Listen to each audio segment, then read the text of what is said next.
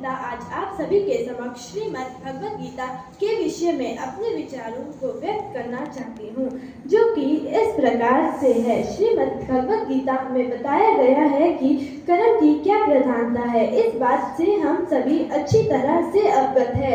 इसके महत्व को बताते हुए प्रभु श्री कृष्ण कहते हैं, कर्मण्येवाधिकारस्ते मा फलेषु कदाचन मा कर्मफल हेतुर्भुर्मा ते संगोऽस्त्व कर्मणि। अर्थात हमारा अधिकार केवल मात्र कर्म पर ही है, कर्म के फल पर हमारा कोई अधिकार नहीं है। इसीलिए हमें अपने कर्म को करना चाहिए और कर्म के फल की इच्छा नहीं करनी चाहिए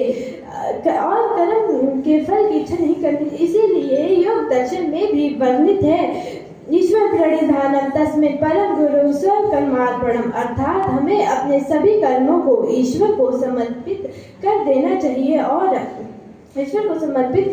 चाहिए आज के युवाओं को भी इसे अपने जीवन में व्यवहार में लाना चाहिए कि आज के इस आधुनिक समय में हमने देखा कि लोग असफलताओं से निराश होकर अनेक प्रकार के गलत कदम उठा लेते हैं या मानसिक तनाव के शिकार हो जाते हैं। हमें इस ग्रंथ को अपने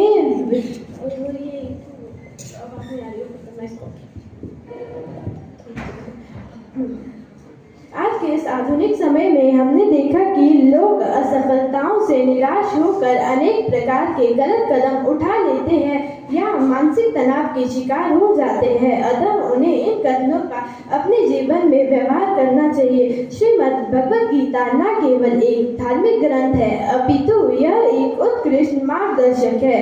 प्रत्येक व्यक्ति का, चाहे वह किसी भी क्षेत्र में है, यह सदैव उचित मार्ग दर्शाती है। यह एक अद्भुत संवाद है। महाभारत की युद्ध भूमि में जब एक वीर योद्धा अर्जुन मोह, दुख और भ्रम से भर गया, तब भगवान श्री कृष्ण ने उसका मार्गदर्शन किया और वही सदियों से मानवता को दिशा देता आ रहा है। यह एक अद्भुत संवाद है। भगवद गीता का संदेश है कि